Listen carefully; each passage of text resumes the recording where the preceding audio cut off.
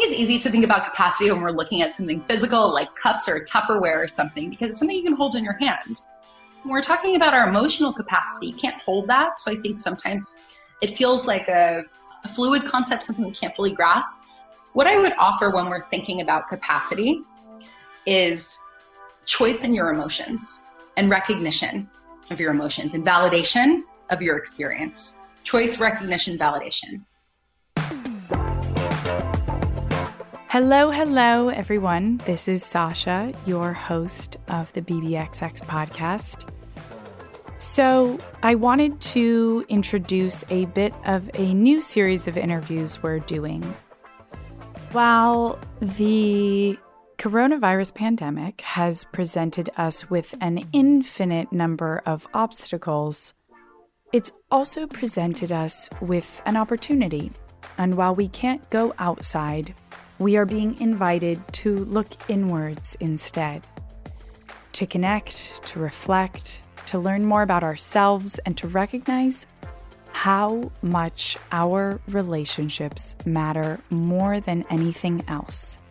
And I think that is probably one of the most beneficial lessons that we can learn from all of this. And so as we're faced with this obstacle and this opportunity, we've decided to launch a series of Instagram Live interviews to help us stay connected to you, connected while we're at home, and while we're all having this fascinating global shared experience.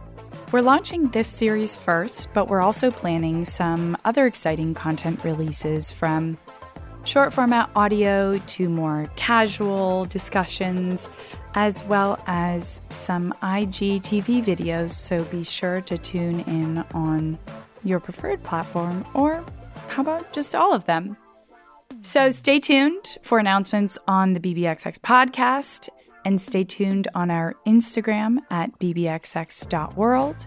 And if you don't already, be sure to subscribe to our newsletter, where every week we send out tons of amazing content recommendations, the show notes for all of our interviews, a Q&A article, and lots more. This week, to kick things off for our IG Live interview series, we are bringing you a guest interview from Amanda Huggins, an anxiety coach, and Holisticism, an online wellness platform, to help you find some calm amidst the storm, and to help you prepare for the rest of the content as we ramp our content up for the fun, exciting, and incredibly rewarding work of improving yourself and your relationships, and taking full advantage of this very unique opportunity, because if not now, when? Maybe later, or maybe never. Hi, if you're new to Holisticism and to these virtual events, welcome. I'm Michelle. I'm the founder of Holisticism, and I'm super happy that you're here. For the next 6 weeks, we're hosting free virtual well-being and wellness workshops, and then a couple of intuitive entrepreneurship workshops hosted by me during this sort of self-quarantine period, as a way to support and bolster you and provide you some resources and tools that hopefully are useful and that you can put in your own toolkit as we navigate this super weird time that has become the new normal, because we're not really going to go back to like normal. It's life moving forward after that. So I'm really excited that Amanda is here today to offer us this class and her brain, because she's brilliant. Amanda, please, it's all you. Wonderful. At first, I just want to get started with I'll keep it quick, but a big thank you to Michelle. I just think it's really important, and I know I can just tell by the faces or the names and faces behind them, I assume, that I'm looking at right now, we're all feeling this larger call for community. And to Michelle's point, there are going to be calls basically every single day within the Holisticism community, but also I encourage you, before we even get started here, to just think about how you can connect with your own community too. I'm going to be talking a little bit about joy as it plugs into anxiety, and joy as it plugs into this shelter in place phenomenon that we're all a part of right now. But I did just want to lead with that, a little bit of gratitude for all of these connective courses that are available to us. And then a lot of gratitude for you guys for tuning in today. Just a very brief background so you know it's not a complete crazy person talking to you. I am crazy, but I think the good kind. I'm a professional anxiety coach, retired yoga teacher, part-time meditation teacher. So I live and breathe, I don't want to say anxiety because that would be troubling, but I live and breathe the processing of anxiety and what's on the other end of that. If you've tapped in at all to some of my work, I sometimes call it the blend of scientific, spiritual, and tactical, meaning very much like the general audience of holisticism. I love the woo. I get down with the woo. I live and breathe spirituality and all of that stuff, but I'm also a Virgo and I'm OCD and I like to have information and data. And so I bring a little bit of both categories together. And then my goal is to give you guys, in whatever context I'm working with someone, actionable material. And also my hope is some level of internal calm.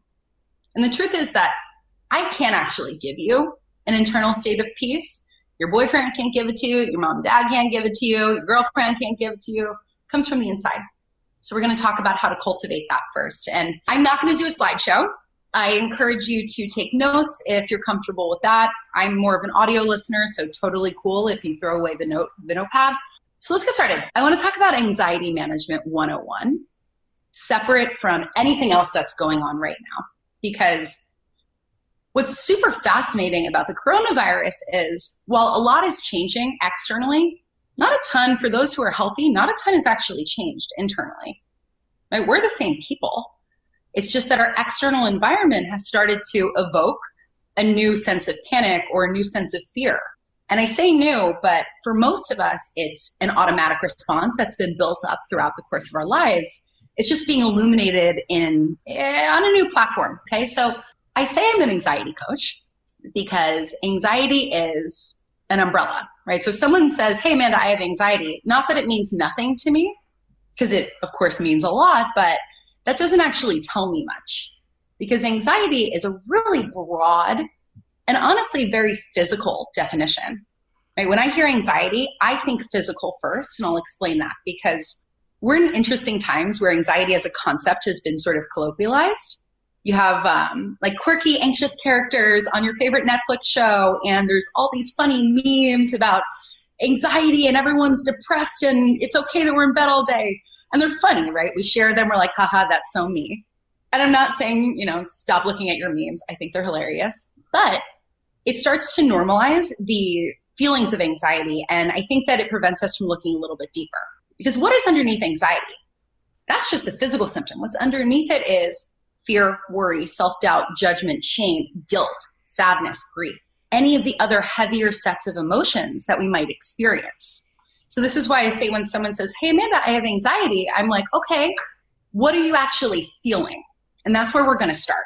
Okay, so I draw little graphs sometimes. If you are taking notes, and if you're not, I'll send out a slide with my follow-up email. The way the anxiety, what I call a spin cycle, works is this. So we have a trigger. And everyone knows what a trigger is. We already know what our triggers are. What happens is when we are consuming or on the receiving end of a trigger, aka we read something, someone says something to us, whatever, it feels like all of a sudden we've dropped into a state of reactivity. I'm triggered. This is where I've arrived. Now I react from this place. Right? It happens really quickly. That's why we stay anxious. But what actually happens physiologically and then energetically is quite different. It's not instantaneous. So I want to break that down. We have this trigger. Let's use a general but somewhat pertinent example. You see a news article that you don't really like. So you're reading something. Your mind interprets that as a thought. Right? We all have thoughts all the time. But a thought is neither good or bad. A thought is just a plain thought. It's blank. Okay, but our body starts to react based on the meaning that we've assigned to that thought. So I read a news article. That's bad. Now my body starts to create a physical sensation. How many of you guys have experienced that, right? You feel anxiety either in your chest or in your gut. I always joke, there was a client, she's giving me full permission. I'm not saying her name, but the first time I asked her, well, where do you feel anxiety in her body? She goes, I don't feel it anywhere. And I was like, okay, great. I want you to monitor how often you get triggered over the next couple of days. And she texted me the next day and was like, oh my God, I feel it everywhere. I'm anxious all the time in all parts of my body. Right? And I always use her as an example because it's really fascinating to start to pay attention to where in our body we experience anxiety.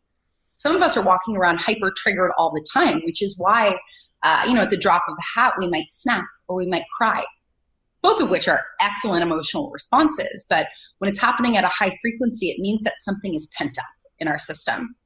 Understanding that anxiety creates a physical sensation first. Now, what happens to the heart? When we're triggered, the heart rate speeds up. Okay, I don't know if you guys knew this. I had to learn this as a part of my work. The heart sends more signals to the brain than the brain does to the heart. Apparently, this is science 101. I never paid attention as a kid. So when I relearned this, it was mind-blowing because it started to make everything else make sense. Our heart sends electromagnetic signals to our mind when something is wrong based on the rapidity of our heartbeat. Meaning when we're triggered and our heart speeds up, it sends a message to the brain, something is wrong, let's look for something to attach to. I'm not going to spend too much time going into the psychology of why the human mind likes to attach to the negative. What I will say is that is a pattern. You can look at it as like animal instinct. So if you're like, why do I always go to the negative all the time? It's not just you. It's us. It's a survival technique. Negativity bias, evolution. Thank you, Michelle. So if our mind is going to attach to something negative, and then we create an emotion out of it and we live in that emotion, it basically it shuts us down to the ability to start to shift our thoughts because our mind is already attached to the thought we want to believe. I read this thing, this is bad, now I'm in this emotional state. And then guess what happens? We start to live from that state. So an example of that would be, I read this news article, I'm super triggered, feel it in my body, in my gut, I feel my energy being drained, I give into that state. And then when I interact with friends or I interact with family, I'm now energetically lower, I'm triggered. I might be shooting things out of my mouth to them that then trigger me back. And so it becomes this energetic volley of anxiety, fear, guilt, shame, whatever the energetic is that comes up. This is where we get into body awareness. And if you have your pen and paper right now, it might be helpful to just take a moment to pause and reflect on, if I think about anxiety in general and or specific to all of the coronavirus news right now, where do I feel it most in my body? And that's going to be different for everyone, right? For me, news anxiety, political stuff, always in my chest. Relationship stuff, always in my gut. Family stuff, gut and chest. I want you guys to think about this, not just in this moment, but to continue to pay attention to this. Whether you are engaging with friends or a partner, or maybe you're by yourself, noticing when physically sensations start to come up. Because that spin cycle that we talked about of thought, feeling, emotion, reaction, then we're just triggering ourselves over and over again. We can start to cut in on that. The way that we begin to cut in on that spin cycle of anxiety, being mindful of it with our breath. The more mindful we become of when we are physically experiencing anxiety, the more frequently we can start to check in on the physical sensation and send breath to that place. Yes, this is because breath feels good, but more so because when we send breath consciously to specific parts of our body, and obviously the air can't go there, right? But we are energetically drawing the air to specific places. We're channeling our own energetic frequency, and we are getting the physiological benefit of taking deep breaths. And there's probably yoga teachers in this room, right? Or someone who's trained in anything physical. We know about the vagus nerve. Vagus nerve is a tiny little nerve next to the heart, and VAGUS. So the vagus nerve squirts out this tranquilizing substance called vagus off onto the heart. Okay, and so what happens is it asks the heart to slow down. When the heart slows down, it sends less freak out messages to the brain, which means that our mind has a little bit more space to come back to truth. Okay, so that's the second step of this physical monitoring of anxiety. We understand where it's coming up in our bodies. We do our best to redirect breath towards that place to slow our heart rate down so that we can come back to truth. Now, the difference between truth and story. We probably all know this. We're smart ladies. I don't know if there's any men, but if there are ladies, gentlemen, humans in here. A truth is fact, right? It just is what it is. There's no story, no charge, no emotion attached to it. While a story is absolutely everything else that we wrap up into that moment. Okay, so a story is charged with thought, it's loaded with energy, and an example of that, specific to coronavirus, would be this. The truth is, we are quarantined for, depending on your city, but we are quarantined for the next 2 weeks, right? That's the truth, period. The story that I think is very easy to start to add to this is, oh my God, I'm going to lose my job. Oh my God, I'm going to run out of money. Oh my God, what if the clients don't come in? What if I go crazy from being inside, right? All of the stories that we start to add to it. And then that's what we start to energetically attach to. And do you see how that can become really damaging, especially when we're being inundated with news, because we're attaching to the future negative potential, right? This is called future tripping, where we start to look forward at what might happen in a predictive manner. But again, this is part of our human programming. We tend to look forward at the negative. I always say in yoga classes when I used to teach is, if you're going to let your mind daydream while you're in Shavasana, at least let your mind daydream to something good. And I'm going to say the same thing here, but even say that with a grain of salt. Unless we're dropping like deep into manifestation, which I don't want to talk about for this session, going too far into the future still takes you out of the present, right? So it takes you out of action. And when I say action, I'll talk about that. It doesn't have to be like we're doing all the time, but action as to what do I need to do to nurture myself in this moment? So it's our work to come back to truth over and over and over again. Now, there's interesting framing, though, in how we look at truth. I'll give you a non-coronavirus example. Let's say someone is in a really shitty job and they hate what they're doing. They feel like they can't quit. So their story might be, I'm stuck in this job. There's no opportunities. I'm going to be stuck here forever. Life sucks. The truth, one option for truth could be, okay, I'm not stuck in this job forever. This doesn't suck. But here's the thing. That doesn't feel like a connective truth, right? That's just kind of flipping the story and trying to make it positive. It's like square peg, round hole. There's no connectivity there. So when we're starting to reframe a truth, we're choosing something that is not a lie, right? We're not lying to ourselves, but it's positive and action oriented. So using this work example, it's, I choose to understand that I am not stuck. I commit to finding a way out of this.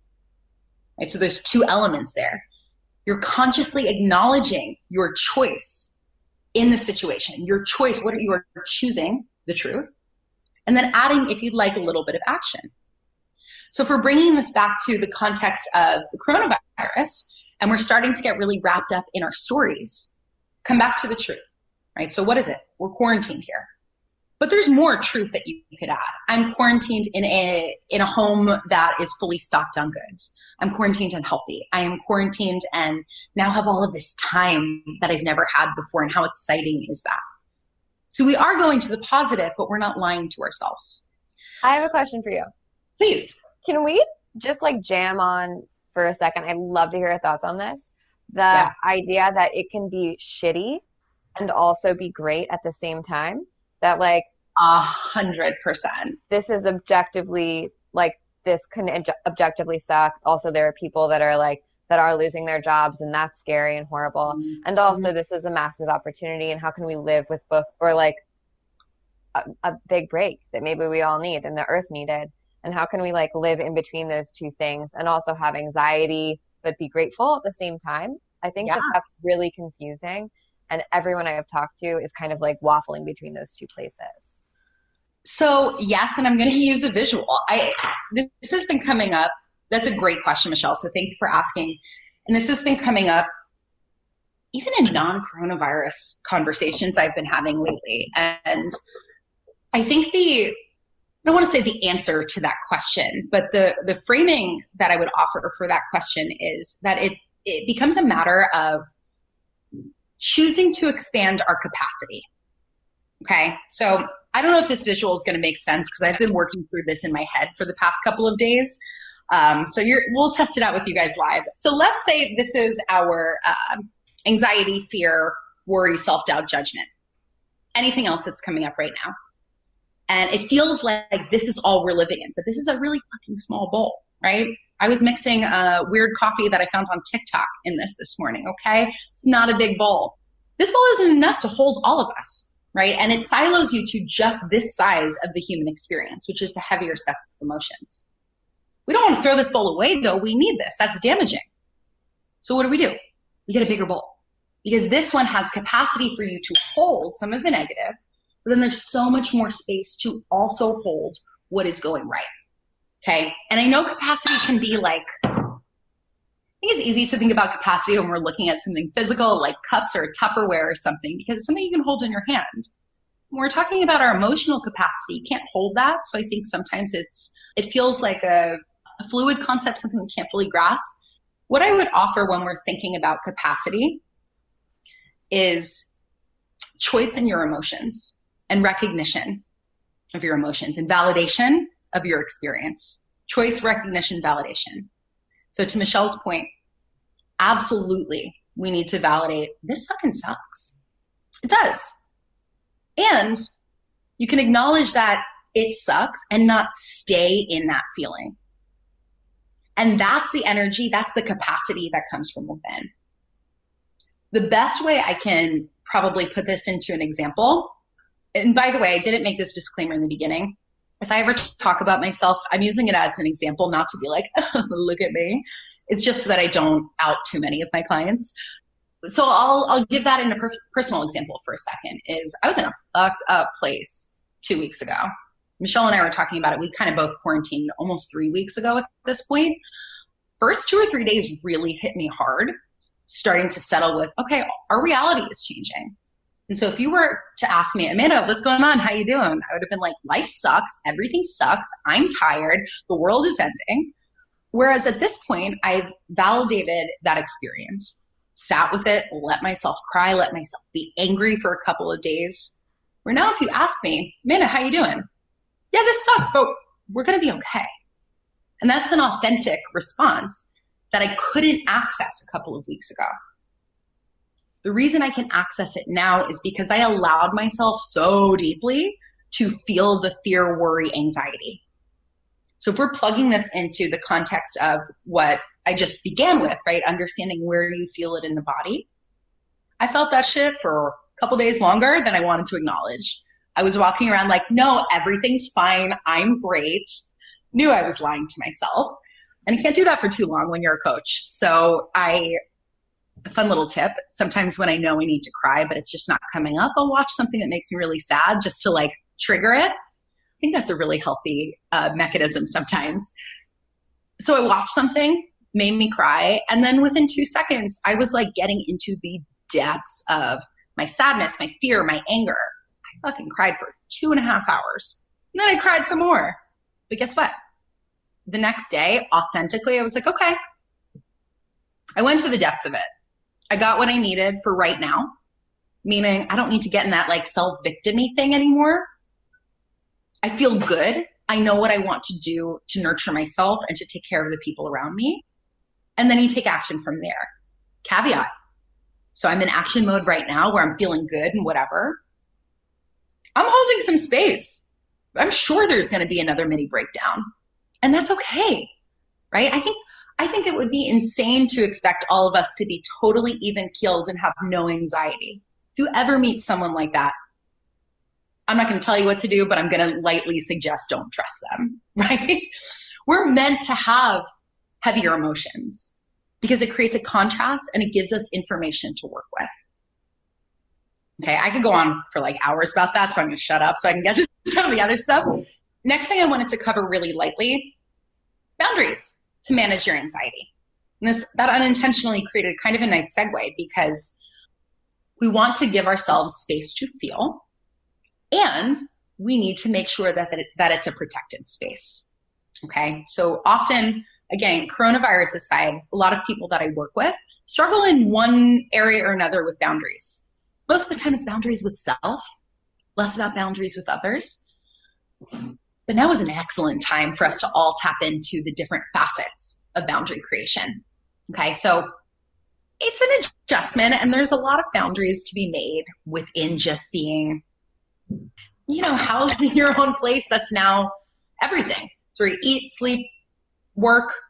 I don't know. One of the boundaries that I've created is what I like to call the new rule of 3. So what this is I suggest taking 3 chunks of time per day. If you want to say 3 hours per day, great, but it could also be 3 20-minute chunks. I don't care what it looks like. You know your schedule better than I do. And these chunks are separate from work. And I cannot stress that enough, because I think when we start to transition into working from home, it can create a lot of unnecessary anxiety around, am I working enough? Am I going to lose my job? Am I working too much because I'm at home? Right? We get into this weird territory when we're not in the same environment that we're used to. So we need to, and I was talking about this on my stories briefly earlier, is we sort of need to take responsibility for ourselves to create hedonistic hits and creativity hits. Okay, hedonistic meaning fun for the sake of it. We're not trying to be productive, although productivity is one of the chunks. Okay, so let me break those chunks down. One is a little chunk for productivity, but I don't want it to be work related. Okay, productivity meaning, shoot, I really have been meaning to Marie Kondo my closet, or I should probably launder those bed sheets that probably I've been sleeping in for too long. Whatever it is. I want to be really clear that when I say productivity, it is not because my goal is for you to feel some sort of productivity hit. That can be an addictive pattern, especially for someone with anxiety, is to attach to the to-do list, to feel like, yes, I'm getting stuff done.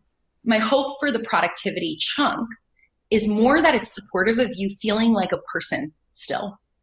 I think without social interaction and our normal routines, it can start to feel like, I don't feel like myself, or I don't feel like a person anymore. We can even change that word. It's person time. What's going to make you feel like a real person today? Next chunk, hedonism. So hedonism meaning fun for the sake of fun. We're not trying to get anything out of it. We're not trying to do anything to impress anyone except to be with ourselves. My example, which I was just practicing earlier, and I'm not ashamed to say this, maybe a little bit, but I'm working through it. I have been singing and blasting show tunes. Kind of embarrassing, kind of love it, but it's literally so fun. I'm by myself, right? So you got to learn to entertain yourself. So we're talking about hedonistic hit. I want you to think about what's something fun or something that I love that I haven't really done. How can I make myself laugh? How can I get really weird? And by the way, this rule of 3, it's every day.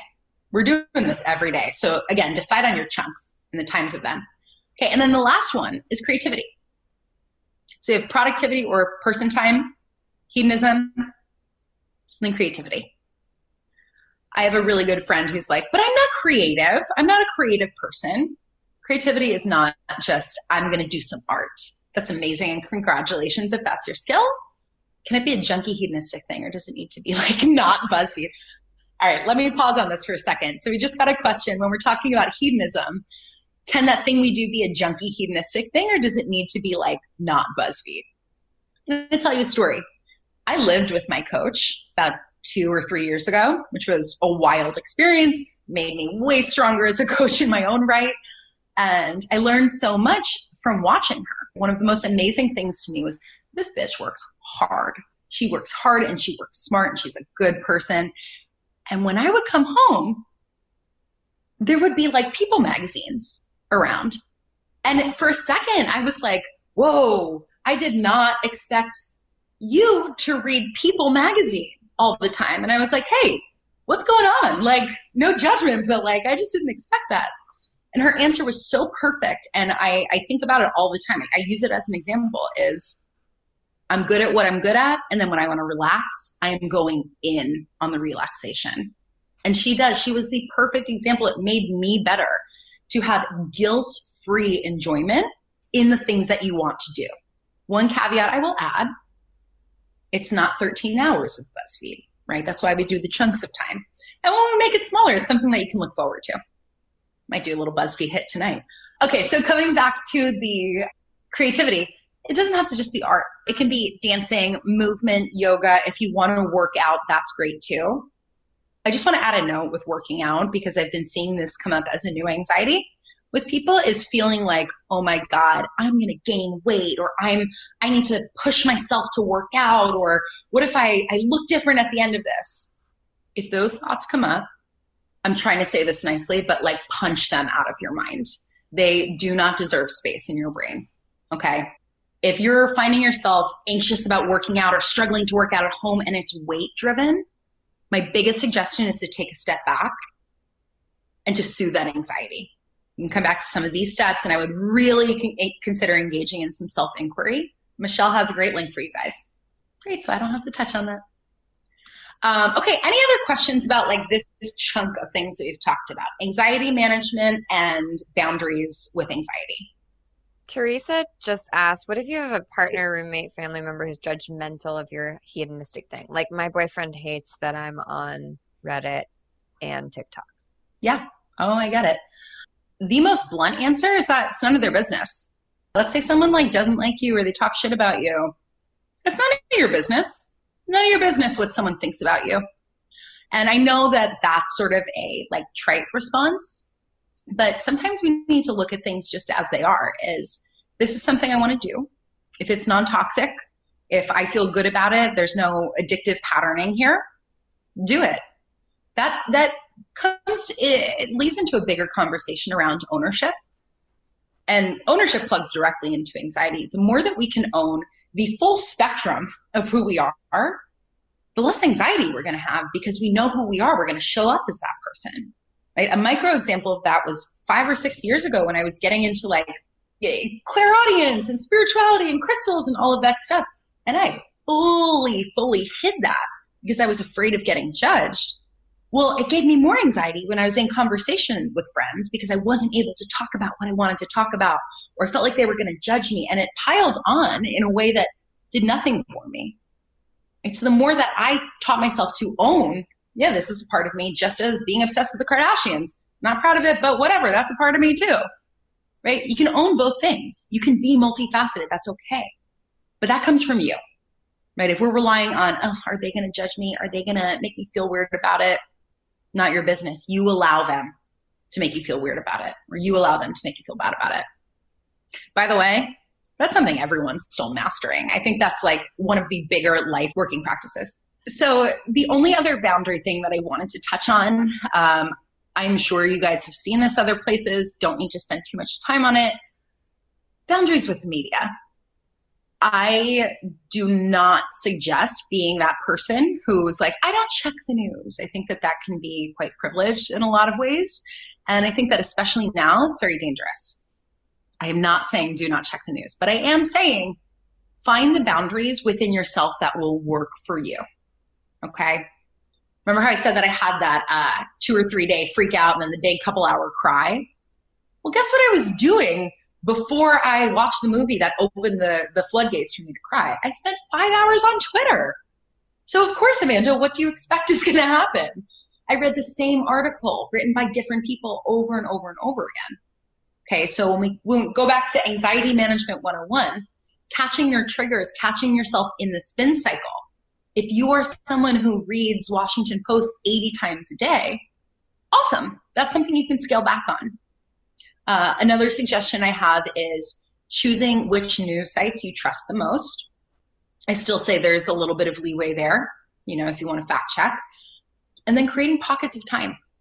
For me, my rule is, and I'm not perfect at this morning I did not do well at this, is to not check your phone, right? That's Anxiety Management 101 regardless of coronavirus. But can you even create an extra 10 minutes of buffer when you wake up? Maybe brush your teeth and then check your phone. Maybe take a shower, brush your teeth, get food, and then check your phone. Also wash your phone though, separate. So just think about that. And if you live with someone and the news is constantly blasting, I'm thinking of a couple people in here that I know, is figure out what you can do, what's in your control to create some boundaries. Is it talking to your family or your roommate? Is it, I don't know, buying some earplugs? What I will say, because I think the other piece of cohabitating and creating boundaries is sometimes it feels like our choice has been taken away. I can't help it. The news is everywhere. Or I can't help it. They're always blasting the TV and I hear it. Or my friends are always talking about it. Don't devalue yourself enough that you pretend that you don't have choice. My clients know this example is, have you ever been driving and if you're driving and there's a bumblebee in your car or a fly, so you crack your window, but this damn fly keeps flying into the same part of your window and you're like, dude, you're exhausting yourself. You're going to hurt yourself. You're doing the same thing over and over again. If only you took a step back, looked at your options and realized that there was a little sliver you could fly out from, you would have saved yourself all that trouble. Same here. Even when it feels really hard, we're doing the same thing, we're getting the same results, but we're like, God, there's no choice. I guarantee there is. There is something you can do to create a boundary or to shift. It just might require you pull back and expand the vision. What am I not seeing? That's an excellent question. Whenever I feel stumped about like something I need to do or feel into or whatever, our mind goes to, what do I need to do next? How do I need to feel next? Flip that question. What am I not seeing? What am I not addressing within myself? What boundaries am I not adhering to? It's like a loving self call out. Ooh, that's a great one, Amber. If you guys aren't following along in the chat, Amber said, I asked my partner to limit chat about coronavirus and work fears today because it was becoming too much to manage while navigating working from home. That's exactly it. It's communication with others and constant check-ins with self. Loving check-ins. If something triggering comes up in conversation and you're not in a place to talk about it, say, let's talk about something joyful instead. So you know what? Let's talk about joy since Niaz made that transition. So here's the thing. It's going to feel like joy or a joy capacity has been somewhat robbed, or it might feel like that right now because our environment has changed. That's all perception. That's all perception. Joy is generated from within. It absolutely can be amplified by other people and things, but joy comes from within. And that's the difference, by the way, between happiness and joy. Both are incredible, but happiness is often derived via events, others, or things. Joy is a state. It's a state that you are in or can arrive at or can return to. There was a brief period of time I studied under a positive psychologist, and there's a lot of interesting information around the energetics of joy, the frequency of joy. That could be a whole separate conversation. But what I will say is this: to live a life without prioritizing joy is exhausting and has strong diminishing returns. And I'm just talking about like in the old version of real life. Leads to burnout. If we're not having fun, everything feels like it sucks.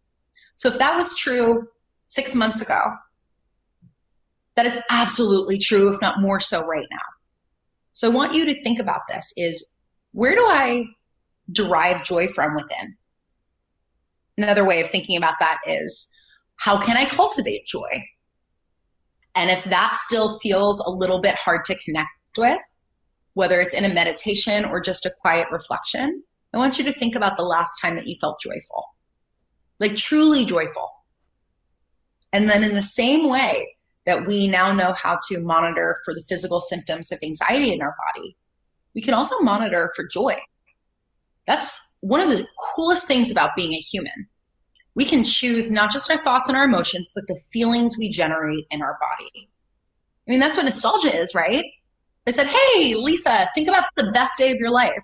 You'd probably start to smile as you talk to me. I said, Miriam, tell me about the worst thing that's ever happened to you. You'd be like, well. And then could probably start to feel sad or angry or pissed off. So that's passive emotion choice through nostalgia. But we can actively start to choose joy too. Yeah, we can call it past tripping, right? Think about when you felt joyful before. Can you pull that physical sensation, that energetic sensation back into the body? It's absolutely possible. You do it all the time with nostalgia. And I got to tell you, coronavirus aside, excellent skill.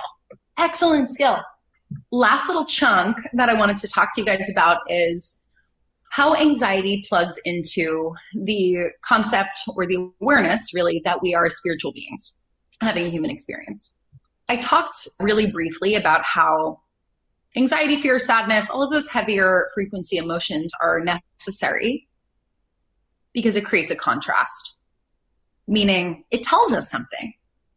right? If you go to work anxious every day and you hate it and you feel like shit when you get home, I'm super grateful for you because your anxiety is sending you one of the clearest messages in the world. And there's action to be taken from that, right? If we feel anxiety when we're in a relationship, oh, something is off. Is it me that needs to shift, or does the dynamic between my partner and I have to shift? That anxiety is sending you a message. That's why it's beautiful. It's always communicating to us. So what I love about that awareness is that when you plug it into the pandemic that we're all a part of right now, it starts to bring up, I think, a couple of different layers of messaging. One, the global experience. What is this telling us globally right now? Michelle kind of mentioned this already, is the planet looks like it's restoring a little bit, right? Globally, people are starting to take time for themselves again. By the way, I'm very conscious that I'm acknowledging this applies to healthy people right now. There's some really interesting global messages that are coming forward. I want you to reflect on the messages specific to you that are coming forward. Because I don't think that things happen just for the hell of it. And I think that if we choose to look at this as an opportunity to expand mentally, spiritually, physically, emotionally, and take care of ourselves in that expansion process, not only will we be individually better on the other side of this, we will be so much more equipped to help each other. It's the oxygen mask rule, right? So, but what is your anxiety asking you to do? What is this experience asking you to do? I often find a big question like that, it can trigger our analytical mind into like go mode, where it's like, okay, well, it's teaching me that I need to relax. So in my relaxation, I'm going to read these books. I'm going to do this thing. Or it's, oh, wait, this is my chance to leave my job. I'm going to start to do my whole plan. And it pulls us immediately out of that reflective state. And maybe that's a little projection because I'm quite a doer. So if this answer or multiple answers isn't coming up clearly for you, my biggest suggestion is to sit in meditation. You can even just simply ask the question, why? Why? You don't need to complicate it with extra words or anything too floral. Why? One of my other favorite questions to ask, especially when I'm feeling triggered, when I'm in meditation, is, what's my next step? What's my next step? It's really easy for us to think into a next step.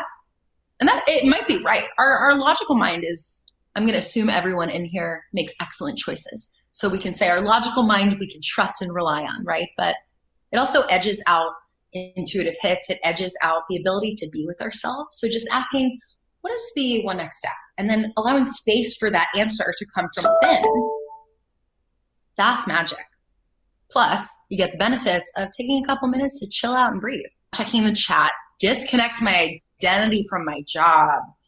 Yeah. So Julianne, I want to pause on that for a second. That's one of the bigger anxiety points that I see with inbound clients is I'm in a job that I hate and I'm good at it, but I don't like it. And I know what I want to do. And that feels really scary. I see a couple of heads nodding and I'm thinking of some very specific stories in this room.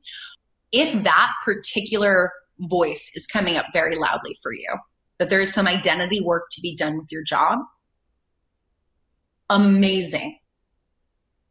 Hold space for that and do not push yourself. Okay? Do not push yourself. Acknowledgement is similar with just anxiety management. Just acknowledging what that call is, that's step one. We have time and we have space right now to flow into what's to come. So perhaps then you ask, what is the next step? How do I do that? What would make me feel good in starting to disconnect? What actions can I take? So we start to approach, and I'm talking very specifically about disconnecting the job identity, start to approach that with a more fluid tone. It doesn't have to be, great, I hate my job, I'm going to quit, here are the next steps. Let's take cues from the environment. If everything else around us is slowing down, then our approach to things can slow down. It can be more fluid. It can be more internal. Rebecca Campbell is an excellent author. I reference her all the time. She was the first person in her book, Rise, Sister, Rise, to at least alert me to the truth in a new way of how we really we mirror the environment. Right? We have 4 seasons: summer, fall, winter, and spring. We have 4 emotional seasons. Summer, when we're feeling vibrant and everything is working and fluid and it's amazing. We have so much vitality. Fall, when things are starting to slow down, but we're still feeling good and everything is happy. But we know that something's about to happen and we're turning a corner. Winter, we go internal. It is slow. Maybe we even stop. Spring, a little bit of new life, a little bit of seed planting. Now, do our internal seasons have to match the external? Hell no. I've been in some of the darkest winters when it's been 90 degrees outside. But it's important to tune into your seasons and then start to feel into what are the global seasons? And I'm not talking actually about the weather. What is the global energetic season? To me, it feels like a winter. And by the way, winters are necessary. Plants need time to germinate. Bears got to hibernate. I'm sure there's other science stuff that I don't know that winter is really important for. We can't rush through seasons. Imagine if we skipped over winter. Probably wouldn't get half the crops that we need. I'm sure other things would happen that I don't understand again. So can you be okay with the season? Can you work with that? And again, plugging this back into the context of disconnecting from my job. That's one of the hits that came up. Go slow. Let that just sit for a second and then start to work through it as it feels natural. One last note that I wanted to share with you guys. So mantra work. I don't know, 8 years ago, probably, if you told me, Amanda, go say a mantra, I would have been like, no, words don't do anything. But I have changed my tune. And I always, as I mentioned, I like the scientific and the spiritual combination. What I love about mantras is that if you really wanted to, you could strip away any woo from a mantra and just look at it as neural reprogramming. Okay, because that's all it is. Neurons that fire together, wire together. The things we think over and over again become deep-rooted stories or narratives that we attach to. Things don't work out for me, right? Everything sucks. Things don't work out for me. You say that over and over and over again, you're going to freaking believe it, right? Your mind is going to default to that. So when we're using the practice of neural reprogramming, we want to choose different thoughts or different statements or different mantras that can bring us out of that deeper rooted patterning, okay, so that our mind can start to default to something different. So we're wiring and firing a new neural pathway. That's the science stuff. On the frequency side, why do we use mantras? Because the words that we use have a resonance, okay? If you want to go look up Dr. Emoto and his studies, 70s or 80s, on the effect that the quality or the vibration of the words that we use have an effect on the chemical makeup of specific cells. You can go look that up. Words carry a tone. Why when we were kids, did your mom say, maybe this was just my mom, but go sing to your plants, right? I used to sing to my plants all the time. The ones I don't sing to also could be overwatering, but they die. So we're thinking about mantras and vibrational frequency. We want to choose words, sentences, or statements that make us feel good, that are truth-based, that when we say them to ourselves, have a positive resonance in the body, and pull us away from the negative thought patterns. Now, the question I get a lot is like, how do I make a mantra? Or what do I know if it's right? My suggestion for mantra creation is really simple. What do you want to feel? How do you want to feel? What do you want to think? What do you know is true that you're having trouble believing? Because that's usually what needs to be reinforced. A truth that you feel like you can't connect to. Separate from coronavirus, one of the biggest truth disconnects I see is one's ability to recognize that they're worthy of love. Right? So it's like, I'm not lovable, no one will love me. Great. So the statement for you, I am lovable, is probably going to be really fucking uncomfortable. That's your mantra. That's your mantra. And you come back to that over and over and over again. In the same way that we were talking about how you can bring the sensations of joy into the body, you bring the sensations of love into the body. But putting this in the context of the coronavirus, I can't stress enough that you want to not just remind yourself and your body that you are healthy, but actually be very grateful for it. Gratitude is rocket fuel for our emotional state. The more we can be grateful for, the better we are going to feel, the better choices we are going to make, the better we are going to be able to take care of ourselves. So when we're talking about a mantra specific to the pandemic that we're experiencing, I am so happy and grateful that I am healthy. I am so happy and grateful that I have a body that I can take care of. You know, you can make a million different versions of that. And I want to be really clear that we come back to this to take care of ourselves, but this does not minimize the truth that there are people who are not feeling okay right now. People who have lost their jobs, people who are struggling with their health, the elderly, people who are alone. I just want to be very conscious of the separation between the two. That if you are healthy, I cannot encourage you enough to be grateful for that and to continue to take care of yourself. And you use that surplus of positive energy to figure out how you can help. Okay? That is why we do mantra work. It's to build up our energetic frequency so we feel good, we feel solid. And then with that surplus, it's like the cup runneth over. You can't pour from an empty cup. Once we have that surplus, that's what you can channel into other people, places, things. So I think we're all kind of struggling with like, how the hell do we help? What do we do? You got to take care of yourself first. That is such a good point, Amanda. And may I add on to the mantra? Please. So I don't know if anyone out there is a fucking skeptical asshole like I am, but I find mantra work to be really, really difficult. And it makes me want to poke my own eyes out. My story around it is like, this is so stupid. But something that's really similar that helped me, and it may be helpful for you if you are an asshole like me, is the book Atomic Habits. In the book, the author has this amazing sort of script for you where instead of creating habits, so instead of becoming a person like a successful entrepreneur and saying, my goal is to be a successful entrepreneur, or my goal is to be a millionaire, or my goal is to be someone who doesn't have anxiety, and creating goals to get to that point or whatever gates to walk through. He says, instead, you should just almost act as if and say in every situation, well, he uses the example of what would a healthy person do if you're trying to lose 20 pounds to get healthy. So when you open the menu at a restaurant, what would a healthy person order? Makes it so much easier than saying oh, I'm on a diet, I can only order these things. So when you put yourself in the mindset of I'm a healthy person, well, obviously a healthy person would probably get something green, but they might also get half a burger or whatever.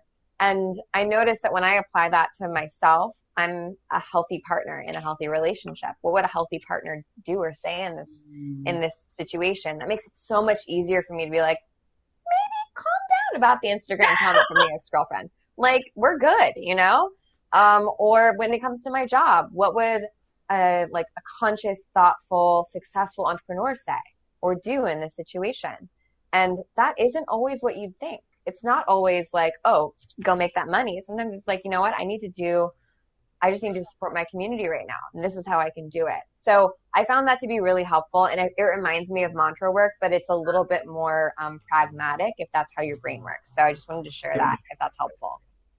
That's brilliant. I act as if, just to add on to that, that was probably one of the more powerful lived practices when I was first introducing myself to this whole world and work. Is I remember really vividly, this is a traumatic memory because of what led up to it. I had one of my early stage breakdowns before it was in that place where I realized I needed to quit my job and become a coach and had no fucking clue how to do it. So I was fully in breakdown mode. And I remember sitting across from the kitchen table from my own mentor, and she was like, okay, who do you want to be? And I told her, and she was like, great, start. And I was just oh, what? I can do that? And the truth is, it really is that easy because you're just dealing with yourself. That's it. You give yourself permission to start showing up as whatever version of you want to show up as. And because you're just making the next best decision. You don't have to make 100 decisions in the future. You're just taking the next best step. So every step is new.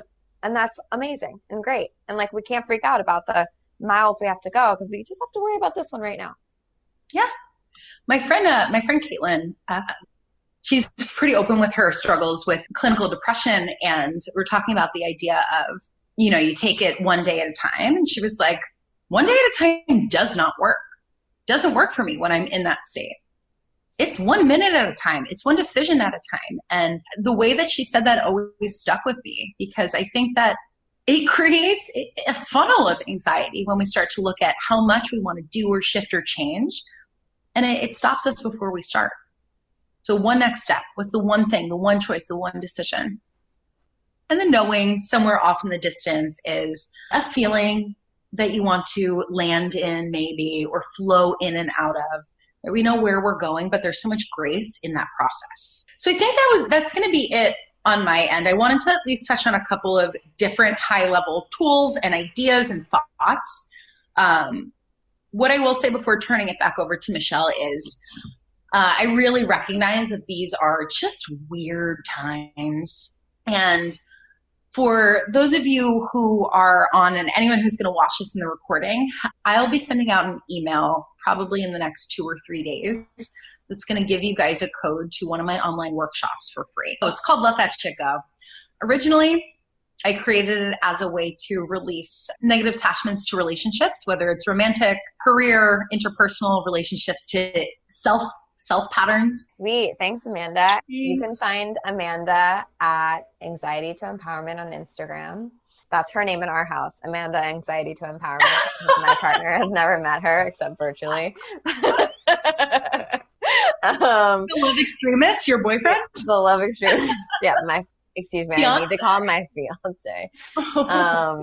Anyways, so thank you, Amanda, and thank you everyone so much for showing up. It's actually, I think, hard to like show your face and be like anxiety and fear, and I'm going through those things. So thank you for being here and for being here for everyone else and holding space, being so gracious with each other.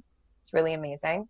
And we're also doing these workshops for free. So all of the practitioners and healers and coaches and therapists who are hosting them volunteer their time. And I want to be thoughtful. And I'm going to say this in every single workshop. So if you've already tuned in, you've heard this before, but I want to be thoughtful of the fact that this is normally how they make their income. And they're volunteering to do it for us because we all could use it.